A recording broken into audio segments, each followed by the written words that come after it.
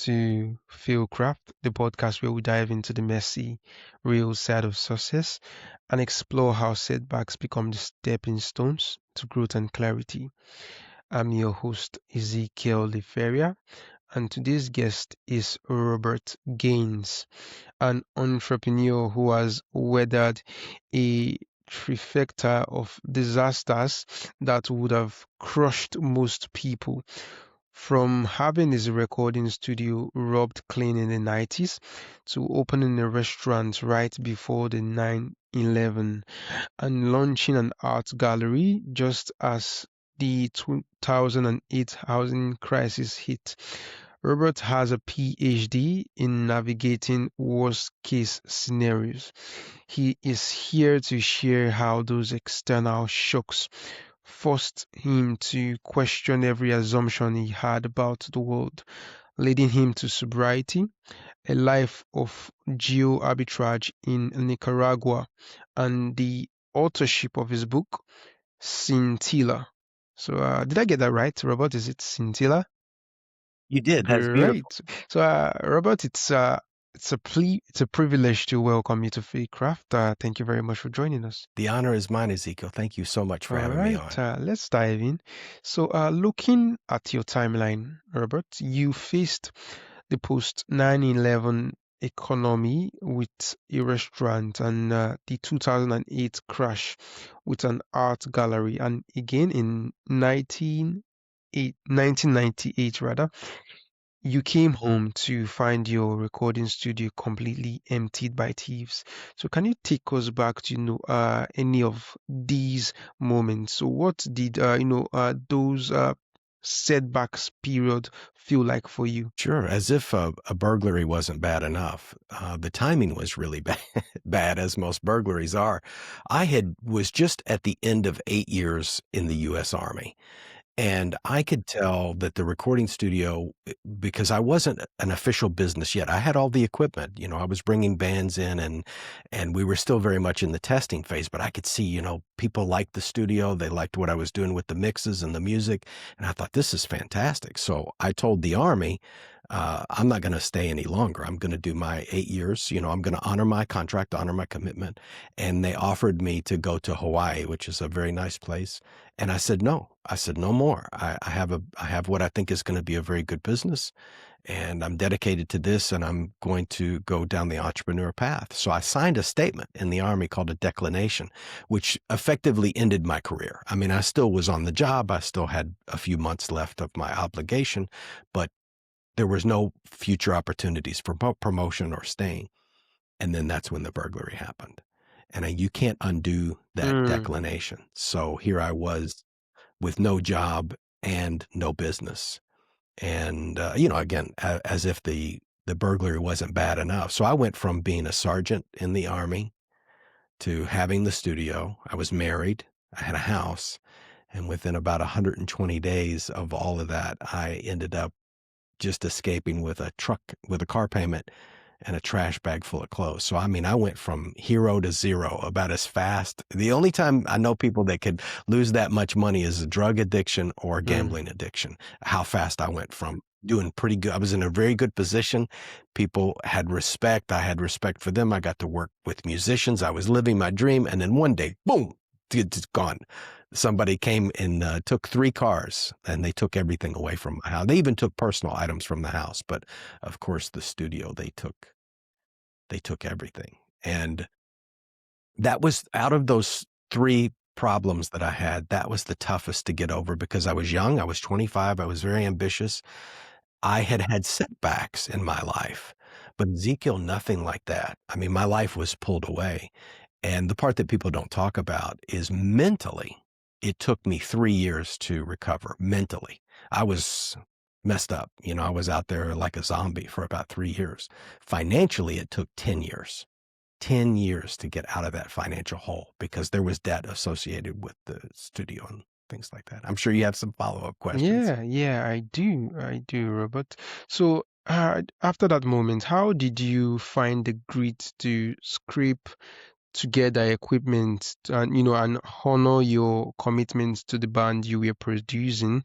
when you had nothing left? Yes. So there I was driven, and I'm very honest about this. I was driven by two desires. One, there was a band that had entrusted me with an entire album because I had been doing 3 or 4 song demos previous to that. And we lost, I'd say 60 or 70% of the work that we had done. And I made a commitment that we were going to do an album, and they had spent all that time in the studio and all of that music was gone. So I cobbled together with the last little bit of money that I could get financed from credit cards. I got just the bare minimum equipment to be able to finish it. Now I didn't have a house anymore, so I didn't have a studio. So I had to rent a shack, like a metal shed that had electricity. And I finished the album in there. The other thing was I was driven by anger and vengeance for because I had been wronged by these thieves and I didn't know who they were. And at that time, I don't have that feeling now, but at that time I had this whole, I'll show the world, they try to destroy me. I'm going to come back better than ever. And really that wasn't the right approach. And I think that's why it took me so much longer to recover. But that was, once I finished that album, that was the last time I had ever done any recording, because you really do need a good location to continue that type of business. Okay, okay. So, Robert, you mentioned, I read across the line that you said that the experience with the police and insurance companies uh, back then made you question every assumption. So, how did that cynicism eventually transform into the empathy you needed to become a fraud investigator yourself? Yes, it was a strange pathway. So at 25, I think most people, unless they grow, there are certain cities in the U.S. that are corrupt, and people just expect corruption. But that wasn't necessarily the environment I grew up in. I grew up under the assumption that everybody does what they say they're going to do, and my social circle was generally people like that, and I just assumed wrongly that the police investigate crimes, that they go catch the bad guy, because that's what I saw on TV. I had no experience with police up to that point. And when they came to my house and everything was gone, they just wrote a report. They were actually cracking jokes, which was very strange for me. I just thought, okay, maybe they're trying to make me feel better. I realized later they were just, they see 100 burglaries. This was not special. And I had written down a list of potential people that could have stolen my equipment, and I was constantly calling the police trying to give them tips. And one police officer actually said to me on the phone, he says, "Just stop calling, Mr. Gaines. This isn't a murder investigation. We're not going to, I don't know what you're expecting us to do, but we've gone about as far as we can get if your equipment comes up." So in other words, if the criminal comes in and confesses, basically. So, and I thought police actually investigated crimes, but if it's not a murder, and even in some of those cases, they don't do a whole lot of work. So I was really shocked, because I had this idea of what police did, and most of the time they don't. And then to add matters worse, I had insurance for the house and all the equipment. And the insurance company wanted to fight me. And they actually sent a fraud investigator, because I was 25. I had a lot of equipment. I had a lot of debt.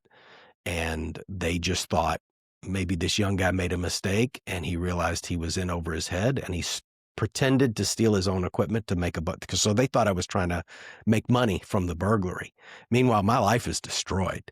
So they brought me in like I was a criminal and sat me down with an attorney. I didn't know what was going on because I was a kid. I was 25. I understand the process now, because years later, I became a fraud Wow. investigator. So that woman that made me feel so bad across the desk, that they flew her in from Houston, Texas, and I was in San Antonio, and they made me feel like a criminal, even though my life was devastated. I never forgot that. And I had an opportunity. I saw a job opening, because I was already in the insurance industry by this time. And I had an opportunity to take that job of that same role.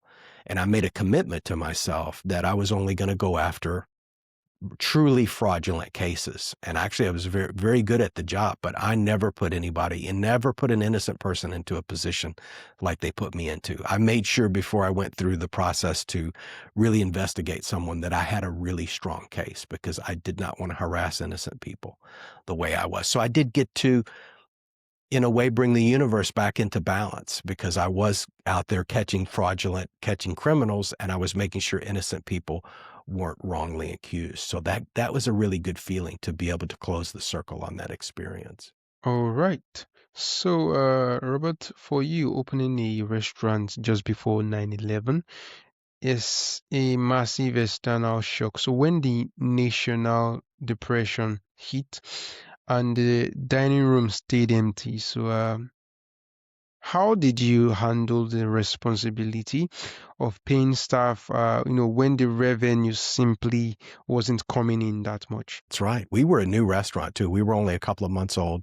I didn't own that business, but I was the general manager. So I had, it was my job to make sure that that restaurant was Hmm. successful. And we'd only been open a few months, and we had started attracting people. We were on the river overlooking, we were in a small city on a river city overlooking a big city. So we had a beautiful view at night looking over into the big town. So it was a nice spot.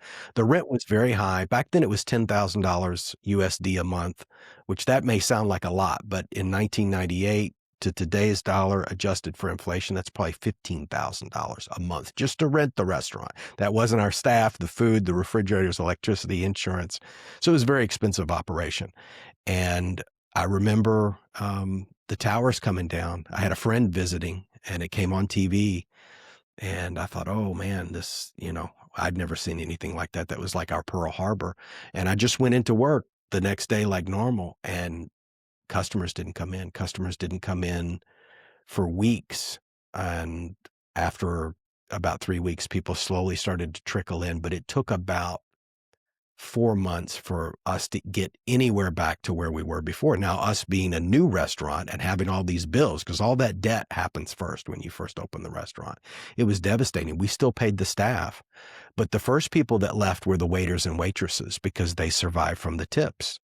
No customers, no tips, no money, no waiters and waitresses. And then our receptionist, she left. And me and the owner and the kitchen staff, we just sat there and stared at each other for a couple of weeks until people slowly trickled to come in. And we still had to pay that rent. The owner, the owner of the building we were in did not give us a break. But it was a terrible time for everybody. 9/11, which, I was a grown man when it happened. So most of my friends were very young when that occurred, and they don't understand how crazy that was. That was the most significant event in the United States in my lifetime.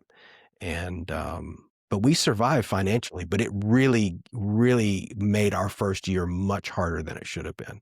So we had to fight twice as hard to get people back in after 9/11. And eventually we got back. But my drinking got really heavy during that time, because I'm just kind of getting into that because the burglary was in 98. So I'd worked my way up to this general manager position. I'm back in the swing of things. I'm, wearing nice clothes. I'm making a decent salary. And then boom, everything stops. And I'm like, here we go again. Here is this disaster. And we got through it.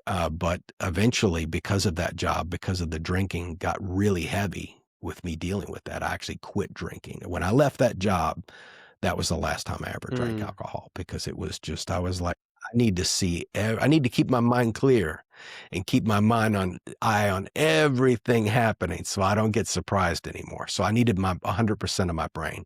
Plus my drinking was, I'm of Irish ancestry and German ancestry. And, historically we have issues with alcohol. So it was a very good decision that I quit drinking. Okay, so how did getting sober change the way you handle, business obstacles now? It didn't help immediately, and not a lot of people that get sober won't tell you this. I'm gonna tell you the truth, and your listeners as well. The first 3 years of my sobriety was Oh, wow. terrible. Was terrible because my entire social circle were drinkers like me. So I had to abandon everyone and start completely over. So, I was starting over before with financial circumstances and relocating back to my hometown. And now I have to get rid of all of my friends because I can't be around drinking. I have to change my life. And how I survived that socially is when I left the restaurant, I enrolled full time into the university. So I was able to get a whole new batch of friends. And of course I was, let's just say 31 at the time. So I was kind of old for a college student, but I got around a bunch of young people that didn't drink and started a new group of friends. So that's how I got through that.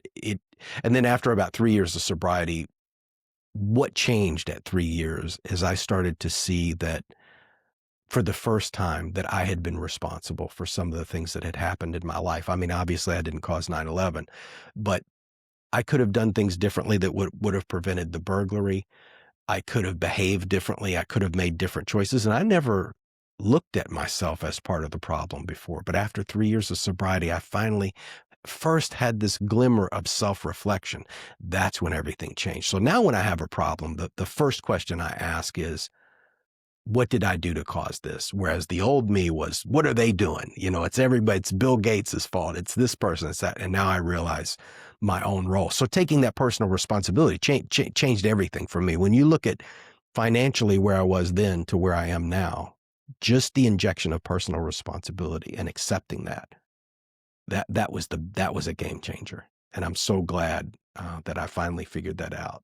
All right, all right. So can you just quickly give us an overview about your book, Scintilla? Sure, sure. So I've been in the insurance industry since 2011, and that's when I was a fraud investigator. AI and automation have really changed that industry. So in the last year or two, I've seen the writing on the wall. People like me who are very experienced in the industry, they want us gone. You know, we're in the higher tier of salary. And I started thinking, what else can I do? You know, I had all of this experience with the restaurant, and I've been involved in the other businesses and did some consulting. I had a marketing position kind of in between all that. And I wanted to put all of that information into a book. I'm not going to say I've always wanted to be a writer. That really wasn't my aspiration. But while I was working on somebody else's project as a consultant, they wanted me to come up with some products from scratch. And I don't think they understood how difficult that request was. You know, it'd be like, write a hit song tomorrow and you're not a musician. I mean, they didn't realize the intensity of their request.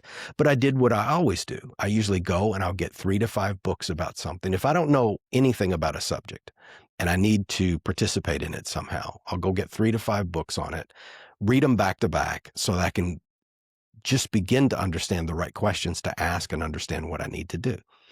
So they wanted me to create new products, and I looked at books, and there were books about ideas and what to do once you have an idea, but there was no book about how to come up with an idea. How do you go from living in a cubicle, being a service worker, hating your job, you know you want to escape, but you don't know what you want to do?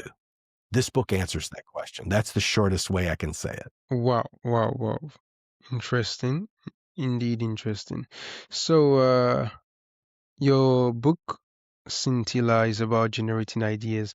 So, do you think your ability to spot unconventional opportunities was born out of necessity because the conventional paths kept crumbling beneath you? I think it was that. It was a combination of things. I left home when I was 19, and I traveled a lot.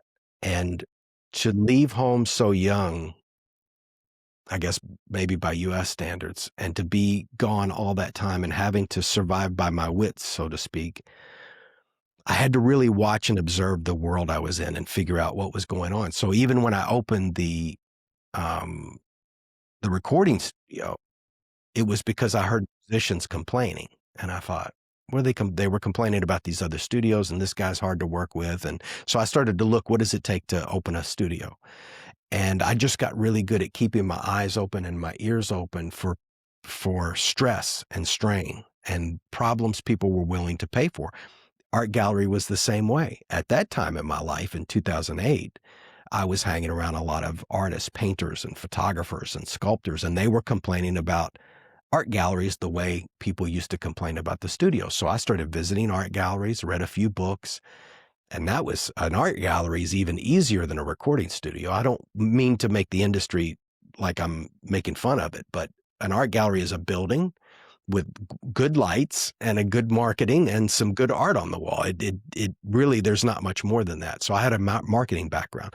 So I listened for those problems, and there's a whole chapter about that. But for people that want to mechanically look for what's going to be the next big thing, I explain all of those tools, how to look for trends, Google Trends has tools. Obviously, we have AI now. When I first started the book, people had gotten into AI, but now it's part of our discussion every day. So this new revised version of the book, which should be out in about a week, I've included a lot more about how to use AI searches. But yeah, the moving around and having to survive made my antenna very powerful. And I do naturally think in very unconventional ways. And I have unconventional solutions towards problems. And I injected a lot of that. That's the part of myself that I really put into the book. The rest of it was based on research. So there's actually a lot of psychology and science and studies in the book as well to validate these ideas.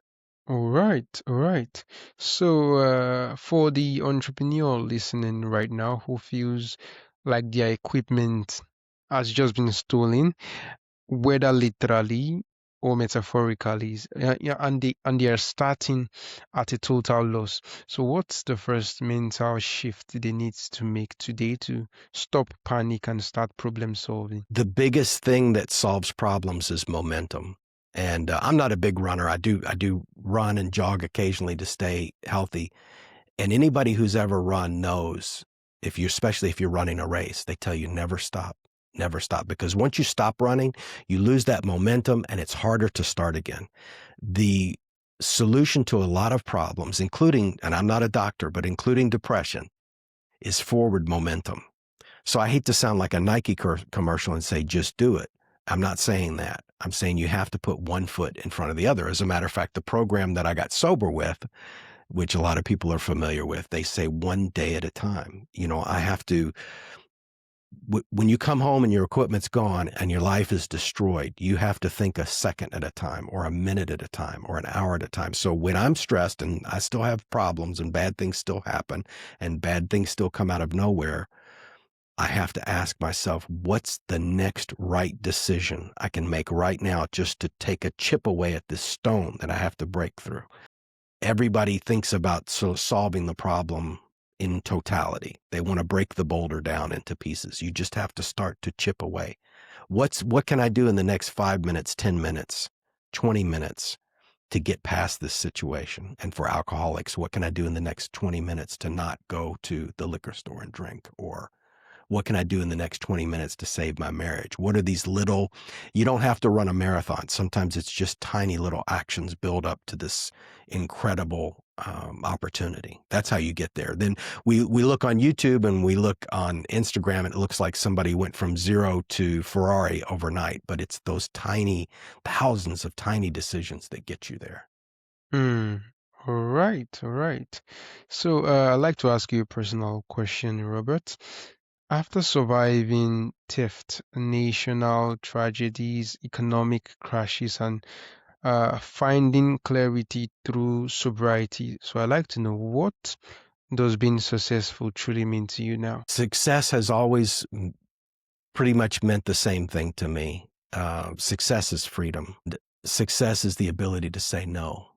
If you can say no, you're free. In a negotiation, like if you work for an employee, if you work for an employer, you can't say no. You can't say I'm going to take a month off. You don't have freedom. Success is freedom. You don't have to have a Ferrari or a Rolex. Freedom is the ability to say no and choose the happy thing and just go run and go to the woods or go fishing and enjoy the small things in life. So I think success is just the power to choose. All right. So, finally, for our listeners who want to, go check out your book or go follow you on your journey or perhaps connect with you. So where is the best place for them to go? I'd love for them to connect with me on LinkedIn. I do run a writers group. That's something that I do for free. I'm not a hotshot author yet, so I'm helping people for free. That might change a few years from now because I'm working on my second book. But I have a writers group on Facebook and on LinkedIn, but it's a little newer on LinkedIn. So you can go to Amazon and get Scintilla. It's paperback, hardback. I even narrated the audiobook myself. I have the new version coming out in 2 weeks. So if they want to hold, they can buy the old version for cheaper, or the new version's coming out in 2 weeks. And I encourage people, I want people to reach out to me. I want people to connect with me on LinkedIn. I want people to ask questions. If you want to write a book, I can tell you how simple it is to get a document, a Word document onto Amazon KDP. It's not easy, but it's very simple. And I've helped several authors just get their material up there and get their books up for sale. And I do that for free. So if somebody's interested in that, reach out. I'd be happy to help. All right, Robert, this conversation has been a fascinating look at resilience and very valuable indeed. And I am very excited to have you on the show today. The privilege is mine, Ezekiel. Thank you so much for the invite. I really appreciate it.